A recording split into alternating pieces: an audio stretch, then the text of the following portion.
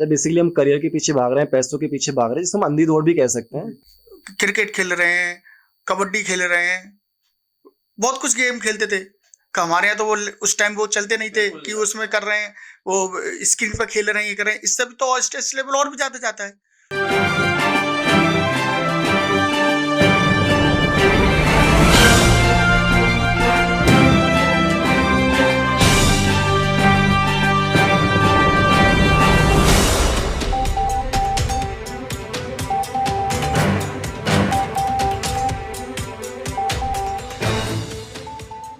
नमस्कार दोस्तों, हमेशा की तरह आप सभी का स्वागत है दिल की बात आपसे सब तक कार्यक्रम में। अंदाज वही और जानकारी नई नई।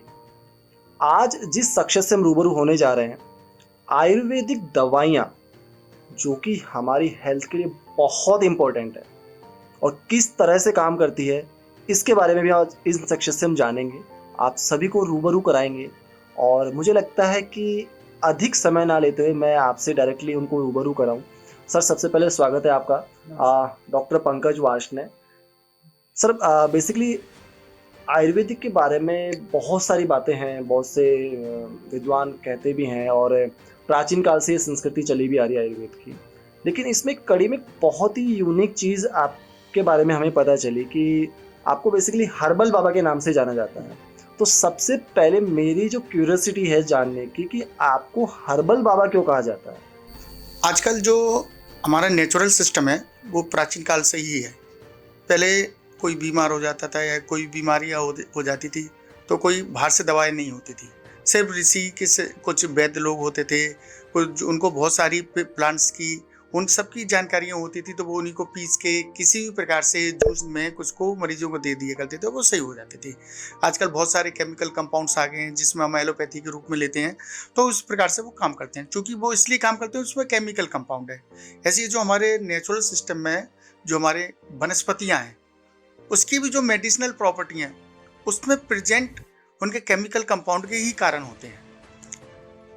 क्योंकि मैं शुरू से ही फाइटोकेमिकल विशेषज्ञ हूँ और मैं फाइटोकेमिकल्स पे ही काम करता हूँ, यानी उसकी स्टैंडर्डाइजेशन हर पे काम करता हूँ। इसमें जो उसके बायो एक्टिव कंपाउंड है उसको आइसोलेशन करता हूँ, जिससे कि हमको ये पता चले कि आखिर वो एक्टिविटी को कैसे शो करते हैं। तो हर्बल बाबा इसलिए बोलते हैं कि मैं पहले लोगों को मेरे पास आते थे, लोग बोलते थे मेरे को ये बीमारी है, वे बीमारियाँ सही नहीं हो रही हैं, खूब आयुर्वेदिक दवाइयाँ खा रहे हैं। तो चूँकि मैंने इस पर रिसर्च पे काम करता था, तो मैंने उनको ब्लेंड करके मिक्स करके एक सिनर्जेटिक इफेक्ट की दवाइयाँ बनाना शुरू करी और उनको फ्री सेवा के रूप में मैं उन लोगों को देने लगा। तो वो डेफिनेटली चूँकि उसमें फाइटोकेमिकल कंपाउंड है जो कि उस स्पेसिफिक बीमारियों के लिए रेस्पॉन्सिबल हैं, वो उस पर काम करने लगे और वो लोग सही होने लगे।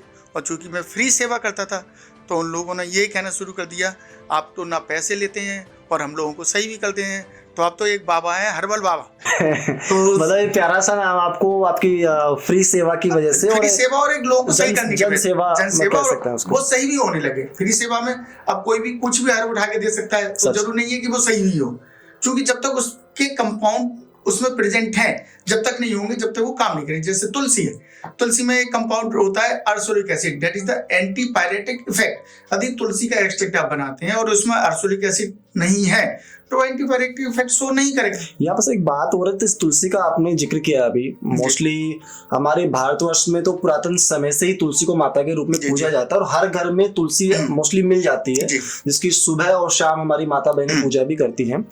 और तुलसी को शुरू से ही मतलब एक घर का सदस्य ही माना गया है वहां पर। और तुलसी में इतनी सारी खूबियां हैं, आज की जनरेशन मुझे लगता है उन खूबियों से थोड़ी वंचित है। तो इस बारे में क्या कहेंगे आप थोड़ा? जो नेचर है ना, नेचर ने जो बहुत ज्यादा इम्पोर्टेंट ट्रीज हैं, हर्ब्स हैं, जो भी हैं, उनको उन्होंने एक आध्यात्मिकता से जोड़ा है जी, जिससे कि लोग उस चीज को अपने घर में लें, पास में लें, पूजने जाएं। तो और साथ क्यों पूजने जाएं? क्योंकि उसमें मेडिसिनल प्रॉपर्टी बहुत सारे हैं। तुलसी एक ऐसी हर्ब है जो कि आपके संपूर्ण वेलनेस को कंट्रोल करती है। जैसे मैंने बताया, जैसे आपको बुखार उतारना है, बुखार उतारने के लिए आपने काढ़ा बनाया जी। आपके कफ एंड कोल्ड है, खांसी है, उसका काढ़ा काम करेगा। आपको स्ट्रेस है, स्ट्रेस में काम करेगा। आपको कैंसर में, तो कैंसर में तक उसका इफेक्ट आता है। क्या बात है। हाँ जी, और आपका जॉइंट्स पेन है, रिमेटिज्म है, कुछ भी हो, ऑल सम ऑलमोस्ट तो आपने जो बीमारियां आई थिंक गिनाई हैं वो हर किसी के पास अवेलेबल है, बिल्कुल, और उनका सीधा सा समाधान है जो हर घर में अवेलेबल है। बिल्कुल। मैं इसीलिए कहता हूँ कि किचन जो हमारा है सबसे बड़ी फार्मेसी है। किचन ही, क्योंकि वहां से भी रोग आते हैं, रोग के कारण किचन ही नहीं है, और भी बहुत सारे कारण हो सकते हैं, लेकिन भगवान ने हमें, नेचर ने हमें किचन में दिया है पूरा, हम किचन का यूज ही नहीं करते। That is a kitchen, perfect kitchen pharmacy. Actually sir, आपने जैसे हर्बल बाबा, आपको आशीर्वाद मिला जनसेवा के रूप में, और आयुर्वेद से आप काफी लंबे समय से जुड़े भी रहे, तो कभी कोई ऐसा इंसिडेंट या आपने अपने जीवन में देखा इस कार्य के दौरान कि आपको लगा हो कि यार एक्चुअल में मैं सही जगह पर हूँ?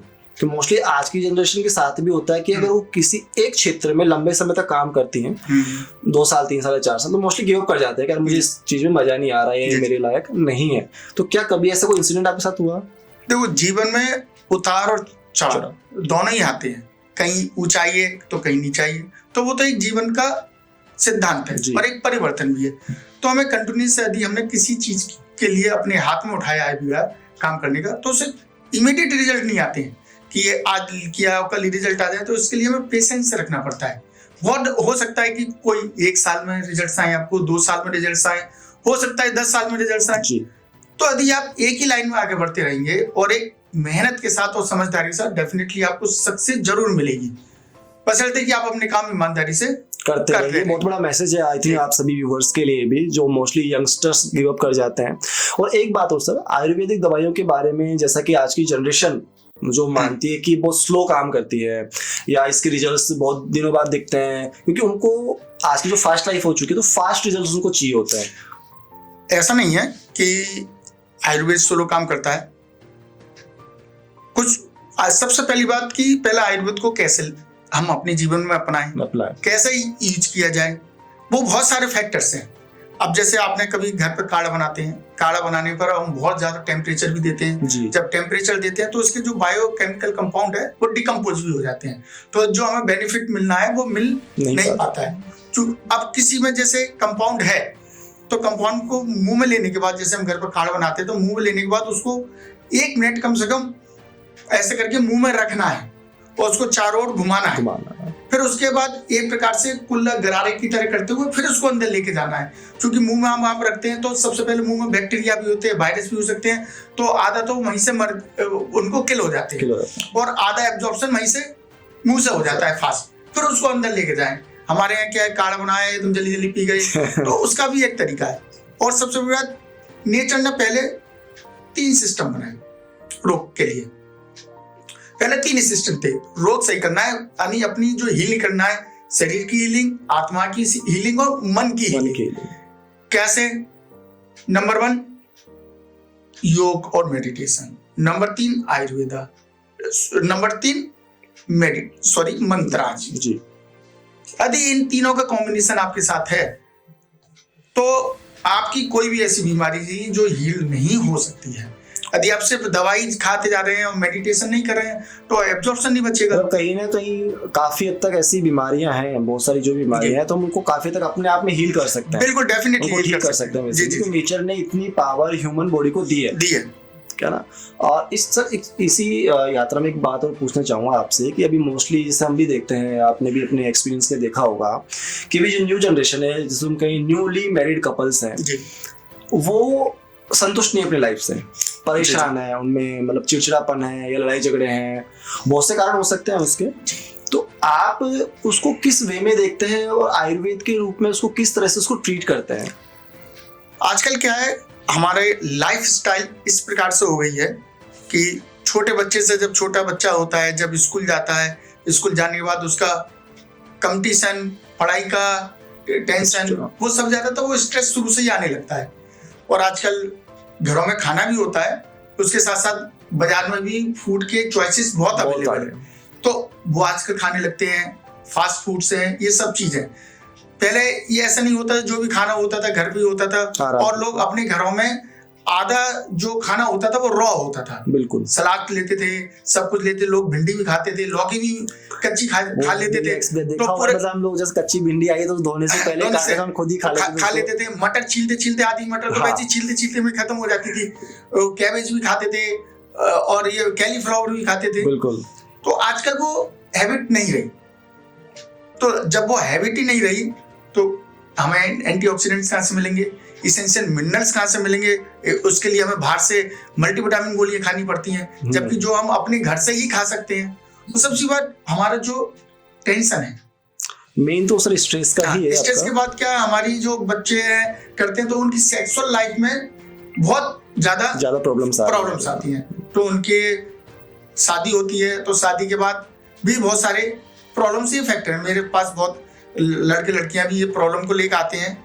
सो आजकल लड़कियों में मेंस्ट्रुअल साइकिल और बहुत सारी हार्मोनल बैलेंस, बहुत सारी अभी से इस छोटी छोटी उम्र से हैं। और बच्चों को भी थोड़ा सा इम्पोर्टेंसी की प्रॉब्लम होती जा रही है। और तो ये सब सिर्फ एक फैक्टर नहीं, कई सारे फैक्टर्स हैं जो कि हम उन चीजों को कंट्रोल करना है, जो कहीं ना कहीं आप जाकर आपकी हेल्थ पर ही अनचाहा गलत प्रेशर डाल रहे हैं वो आपका। बिल्कुल। तो इसका कुछ आयुर्वेदिक ट्रीटमेंट भी आप लेके चल रहे हैं? नहीं, उसके लिए आयुर्वेदिक ट्रीटमेंट बहुत हैं जो हमें किचन से ही मिल सकते हैं जी। सबसे ज्यादा किचन में आप जैसे आप हमारे नटमेग यानी जायफल भी खाते हैं, दालचीनी भी खाते हैं और गार्लिक भी खाते हैं। ये एक प्रकार से सेक्सुअल बैलेंस को इंक्रीज करते हैं। क्योंकि आजकल क्या है, बच्चे आजकल के नहीं खा पाते, कौन पाउडर बनाए। हम बोलते हैं कि इसकी कम से कम हर हर्ब्स की एक डोज निर्धारित है। लोग हम बोलते हैं भाई दालचीनी खाया करो, हाँ हम चाय में लेते हैं। You are taking this cinnamon as a flavor, not as a medicine. Practical. We should take the as a medicine. तो उनकी डोज डिवाइडेड है, डोज डिसाइडेड है कि हमें कितना लेना है। 1 ग्राम लेना है, 2 ग्राम लेना है। अब चाय में कितना डालेंगे एज ए फ्लेवर, वो कितना अपने को सपोर्ट करेंगे। सही बात है। तो हर चीज की डोज है। यदि आप सौंफ लेते हैं तो आपने छोटे 10-15 दाने खाने के बाद खा ली, उससे कोई फर्क नहीं है। आपको कम से कम 10 ग्राम सौंफ खाना है, जब उसके कुछ रिजल्ट आपको महसूस होंगे। तो इन सब की डोज नहीं ले सकते हैं। तो हमने भी आयुर्वेद में बहुत इसके लिए बहुत काम किया है। बहुत सारे रिसर्च प्रोडक्ट मैंने इसके लिए बनाया है, बहुत सालों से रिसर्च करने के बाद, कि ये पूरी तरीके से आदमी को मतलब परेशान न करे और उनकी इम्पोर्टेंसी को, उनकी सेक्सुअल वेलनेस को, उनकी एंड्योरेंस को वो बढ़ाए। तो मैंने अपना एक प्रोडक्ट, जी मैं बिल्कुल देखना चाहूंगा सर। ये मेरा एक प्रोडक्ट है XRD। बिल्कुल, XRD के नाम से का प्रोडक्ट है। और आई थिंक इसमें जो नॉर्मल होते हैं, जैसे इसमें सफेद मूसली है, मुकरा है, गोखरू है, अश्वगंधा है, जिंजर है, आंवला है, जायफल है, शिलाजीत है। और हम लोग चाहते हैं कि शिलाजीत तो एक बहुत ही आजकल कंपाउंड है जो कि हम लोगों को एनर्जी प्रदान करता है। तो ये इसके अंदर जो इंग्रेडिएंट है वो एक नेचुरल इंग्रेडिएंट है, बट वो एक स्टैंडर्डाइज इंग्रेडिएंट। मेन चीज तो सर मैं जो देख रहा था, मेरी जो नजर इस पे पड़ी ना, कि आज के जो मार्केट में हम देखते हैं मोस्टली रेट पे हम पहले जाते हैं कि एक्चुअल में आयुर्वेदिक दवाइयों के रेट्स बहुत ज्यादा होते हैं, जो मोस्टली हर कोई नहीं ले पाता है उन चीजों को। तो मेरा ध्यान सबसे पहले उसी जगह गया जब आप इंग्रेडिएंट डिस्क्राइब कर रहे थे ऑडियंस को। तो बेसिकली आपने रेट भी इसका बहुत ही कम रखा है, अगर आज की कंपटीशन दौर को देखा जाए तो। मैंने कम इसलिए रखा है कि सब लोग इसको बेनिफिट ले सके, इसको मैक्सिमाइज किया है मैंने, इसकी प्रॉपर्टीज को। सफेद मूसली है, कौन सा सफेद मूसली लेना चाहिए, कौन सा नहीं लेना चाहिए, जो सेक्सुअल वेलनेस की जो रेस्पॉन्सिबल कंपाउंड है वो उसमें प्रेजेंट है कि नहीं है।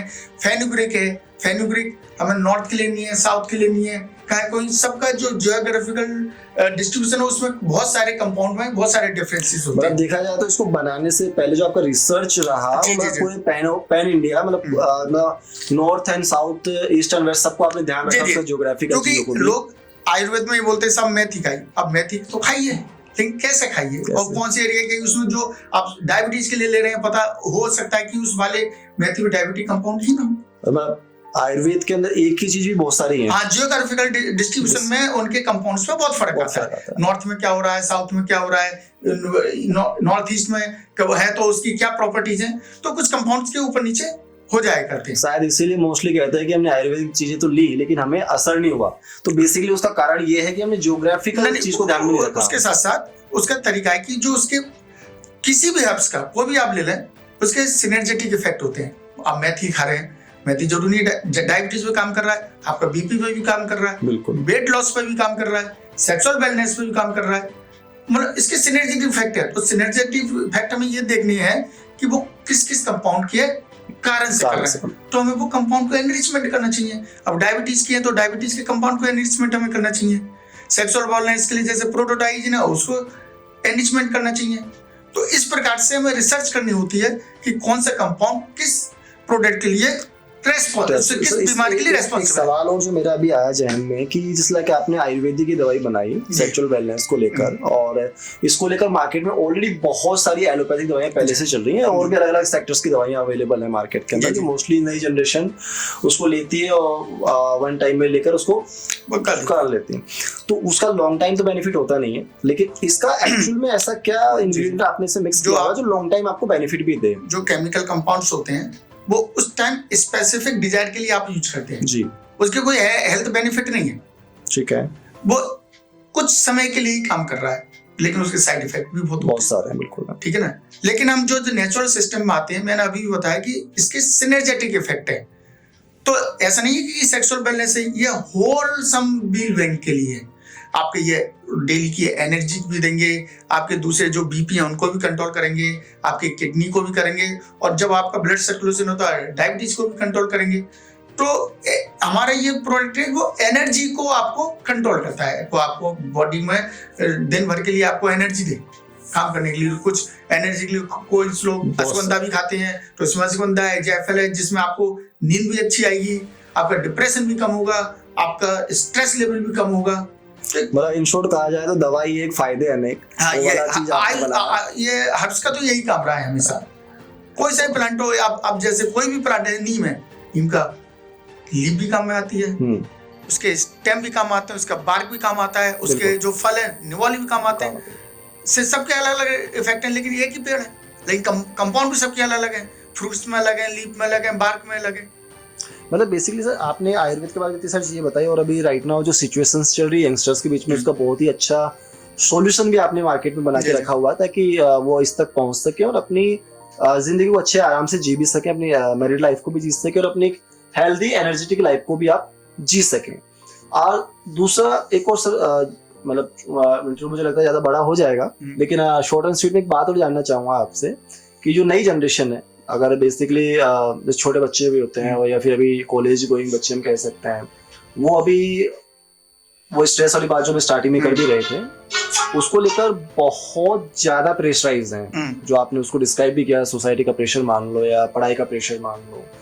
तो जो न्यू माता पिता हैं या जो न्यू बच्चे हैं, वो इसको किस तरह से फेस करें ताकि उनकी लाइफ एक ठीक ठाक तरीके से चले, जैसे आपकी हमारी लाइफ हमने पहले कभी जी है, उस टाइप से स्ट्रेस फ्री लाइफ जिसे हम कहते हैं, जो हमारा एक मेन मोटो भी है कि हम एक स्ट्रेस फ्री लाइफ जिए, तो उसको भी हम प्राप्त कर सकें, और चाहे हम आयुर्वेद के साथ चलें भले ही।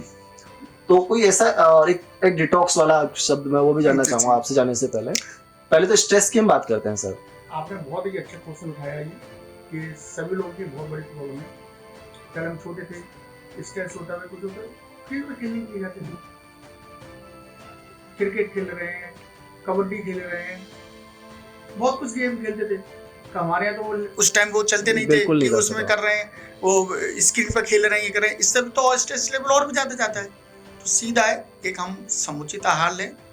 आजकल मदर फादर को बच्चों को लेकर कंपटीशन में लेके वो ज़्यादा ही रहता है कि कैरियर ओरिएंटेड है, तो उस चीज़ को ठंडा रखना चाहिए कि बच्चा पढ़ाई करे, प्रॉपर करे, उसका डिसिप्लिन बने, टाइम मैनेजमेंट बने उसके हिसाब से। और सबसे बड़ी बात अपना फूड हमें कितनी प्रोटीन की आवश्यकता है, कितना कार्बोहाइड्रेट की आवश्यकता है, कितने मिनरल्स की आवश्यकता है, एक बैलेंस फूड होना चाहिए।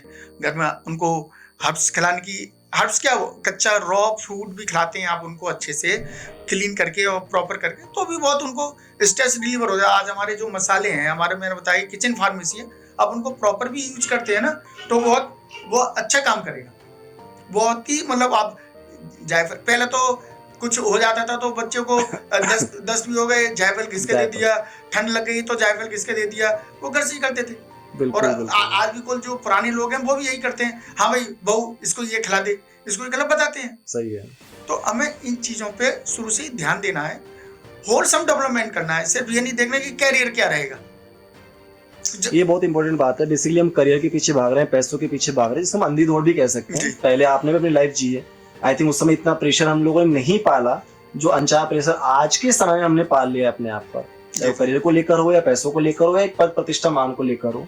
और एक चीज और मार्केट में जिससे हमने देखी डिटॉक्स को लेकर, मोस्टली मॉडल्स हैं या करियर ओरिएंटेड बच्चे हैं या हाई प्रोफाइल कंपनीज में काम करने वाले न्यू जनरेशन है, उनको एक दिमाग में हमेशा एक चीज रहती है कि मुझे बॉडी को डिटॉक्स करना है ताकि वो उनका फिगर मेंटेन रह सके, वो अंदर से अच्छे रह सके। तो एक मैंने पे आपके ऑफिस में जरूर देखा था डिटॉक्स वाला। हाँ जी वो हमारा वेलकम ड्रिंक है जी। वो हम जो भी हमारे साथ आते हैं हम उनको एक वेलकम ड्रिंक देते हैं जिसमें हम करी पत्ता, मिंट लीफ और तुलसी को चटनी बना के एक गर्म पानी में डाल देते हैं, उसमें नमक नींबू डालते हैं।